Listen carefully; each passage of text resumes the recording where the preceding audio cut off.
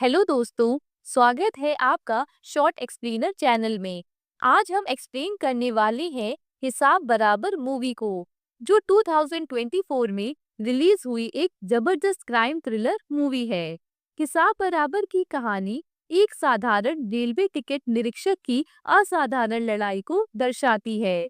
यह कहानी भ्रष्टाचार, वित्तीय घोटालों और एक आम आदमी के न्याय की तलाश की है, जो छोटी सी गलती को नजरअंदाज करने के बजाय सच्चाई तक पहुंचने की ठान लेता है। तो चलिए बिना देरी किए मूवी शुरू करते हैं। कहानी की शुरुआत होती है राधे मोहन शर्मा से, जो भारतीय रेलवे में एक ईमानदार और अनुशासित टिकट निरीक्षक हैं। उनका जीवन बहुत साधारण है, जिसमें वे अपने परिवार, नौकरी और गणित के प्रति अपने जुनून को बराबर महत्व देते हैं। उनके सहकर्मी और परिवार वाले अक्सर उनके अत्यधिक अनुशासन और हर छोटे से छोटे पैसे का हिसाब रखने की आदत को लेकर उनका मजाक उड़ाते हैं। लेकिन राधे के लिए यह सिर्फ एक आदत नहीं, बल्कि जीवन का एक सिद्धांत है। राधे की जिंदगी का एक उसूल था कि पैसा जरूरत पड़ने पर और सही जगह खर्च होना चाहिए, ताकि एक भी रुपया बर्बाद ना हो। एक दिन जब राधे अपने बैंक अकाउंट को चेक कर रहे थे, तो उन्हें उसमें 27 रुपए 50 पैसे की कमी नजर आती है। यह राशि छोटी जरूर है, लेकिन राधे को यह बात परेशान करने लगती है। वे बैंक जाते हैं और वहां के अधिकारियों से पूछताछ करते हैं, लेकिन उन्हें संतोषजनक जवाब नहीं मिलता है।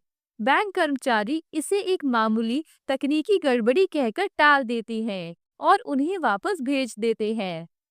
लेकिन राधे के मन में सवाल उठता है, अगर यह गलती सिर्फ उनके खाते में हुई है तो ठीक, लेकिन अगर यह हजारों ग्राहकों के साथ हो रही है तो?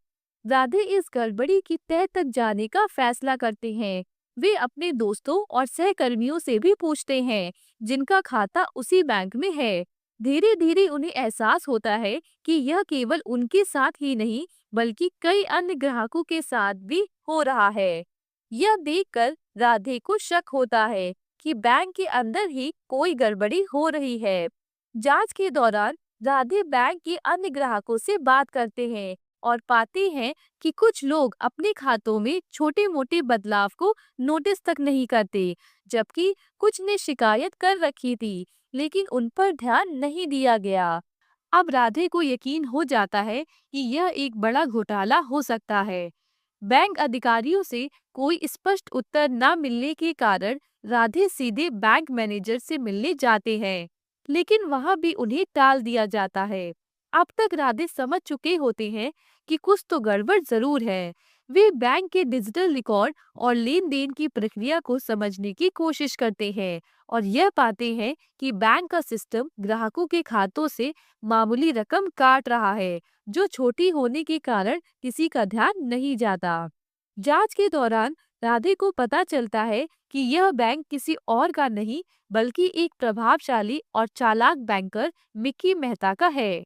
मिक्की मेहता सिर्फ नाम का एक सम्मानित बैंकर नहीं, बल्कि असल में वह एक बेहद चतुर बिजनेसमैन है, जिसने सिस्टम की खामियों का फायदा उठाकर करोड़ों रुपए की धांधली की हुई है। वह छोटे छोटे अमाउंट को धीरे धीरे ग्राहकों के खातों से काट कर एक गुप्त खाते में ट्रांसफर करवा रहा है, जिससे सालों में अरबों रुपए की चोरी हो रही है। मिक्की का कद इतना बड़ा है कि पुलिस, प्रशासन और मीडिया तक उस पर सवाल उठाने से डरते हैं। कोई भी उसके खिलाफ खुलकर कुछ नहीं कहता। अब राधे के सामने एक बड़ी चुनौती है। क्या वे अकेले इस बड़े घोटाले का पर्दाफाश कर पाएंगी? राधे अपने दम पर मिक्की मेहता के घोटाले के खिलाफ लड़ने की कोशिश करते हैं। वे मीडिया, पुलिस और बैंकिंग ऑडिट टीम तक अपनी शिकायत पहुंचाते हैं, लेकिन हर जगह उन्हें निराशा ही मिलती है। पुलिस सबूतों के बिना कार्रवाई नहीं कर सकती और मीडिया के पास पहले से ही मिक्की मेहता के प्रभाव के कारण इस मुद्दे को कवर करने की हिम्मत नहीं है।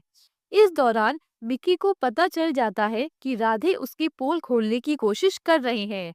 वह राधे को डराने की कोशिश करता है, पहले धमकी देकर, फिर उन्हें रिश्वत देने की पेशकश करके, लेकिन राधे अडिग रहते हैं। राधे की ईमानदारी अब उनके लिए ही मुसीबत बन जाती है।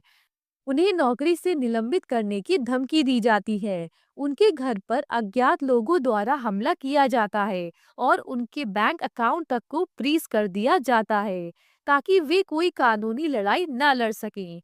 इसी दौरान राधे की मुलाकात कीर्ति से होती है, जो एक ईमानदार पुलिस अधिकारी है।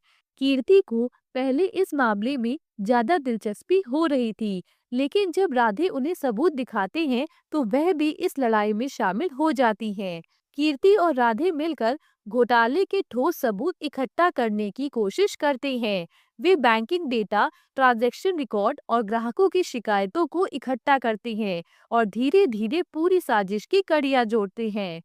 एक दिन कीर्ति और राधे को बैंक के एक अंदरूनी कर्मचारी से एक सीक्रेट दस्तावेज मिलता है जो पूरे घोटाले का खुलासा कर सकता है। लेकिन मिक्की को इसकी भनक लग जाती है और वह इस दस्तावेज को हासिल करने के लिए अपने गुंडे भेजता है। एक जबरदस्त एक्शन सीक्वेंस में राधे और कीर्ति इन गुंडों से भिड़ते हैं और आखिरकार वे दस्तावेज मीडिया और पुलिस के सामने लाने में सफल होते हैं। मिक्की मेहता की गिरफ्तारी होती है और उसके बैंक पर सरकार की ओर से कार्रवाई की जाती है। वह जो खुद को कानून से ऊपर समझता था, अब सलाखों के पीछे होता है। राधे की ईमानदारी और संघर्ष रंग लाते हैं। उन्हें न केवल अपनी नौकरी वापस मिलती है, बल्कि उन्हें सम्मानित भी किया जाता है। यह कहानी सिर्फ एक घोटाले का पर्दाफाश नहीं, बल्कि सत्य और ईमानदारी की जीत की कहानी बन जाती है। हिसाब बराबर एक साधारण आदमी की असाधारण लड़ाई की कहानी है। यह फिल्म दिखाती है कि कैसे एक छोटी सी गलती को नजरअंदाज करने की बजाय अगर इंसान सच्चाई की खोज में जुट जाए तो वह बड़े से बड़े घोटाले का पर्दाफाश कर सकता है। दोस्तों, अगर वीडियो अच्छा लगा हो तो हमारे चैनल को सब्सक्राइब कर लीजिएगा। और हाँ, 14 फरवरी को हम अपने चैनल पर एक जबरदस्त मूवी लाने वाले हैं, तो उसे मिस बिल्कुल मत करना। मिलते हैं आपसे अपने अगले वीडियो में, तब तक के लिए अलविदा।